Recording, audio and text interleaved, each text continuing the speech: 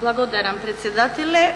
Почитувана колешке, не се работи за наша желба да не сакаме да ги зголемиме платите. Се работи за една економска политика која што ја започнавме од вчера.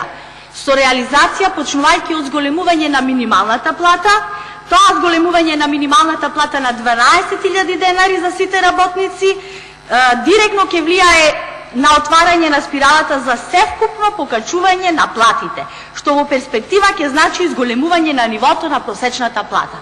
Значи имаме сосема поинаков концепт и пристап кон тоа како ќе ги зголемуваме платите. Не ќе ги зголемуваме популистички со донесување закон 5%, 2%.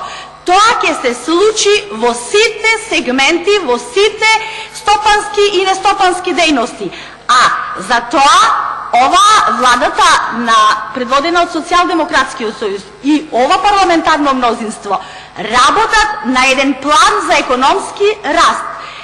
Планот за економски раст на оваа влада обезбедува услови за развивање на стабилна бизнис клима, што ќе ја позиционира земјата како крајно стабилна дестинација за издржани и сигурни инвестиции. Нашата борба нема да биде за преживување на граѓаните, туку за добар живот, за што поголеми плати и во стопанството и во вонстопанството.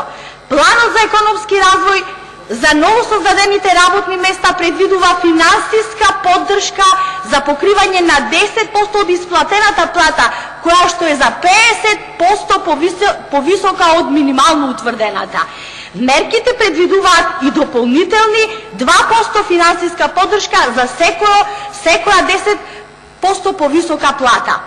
Воедно државата ќе стимулира отварање на високо платени работни места со финансиска поддршка од покривање на 20% за исплатените плати кои се двојно повисоки од просечната плата.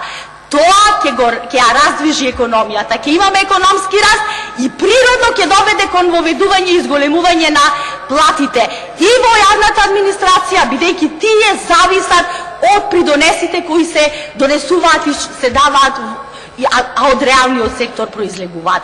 Немаме време за популизам. Ние работиме системски да ги решаваме работите. Мора економијата да се придвиже. Не сме економијата како таа економија што вие ја протежирате овдека за 2016 година да ни кажува Светска банка дека ние сме земја со најголема мизерија во Европа. Ви благодарам.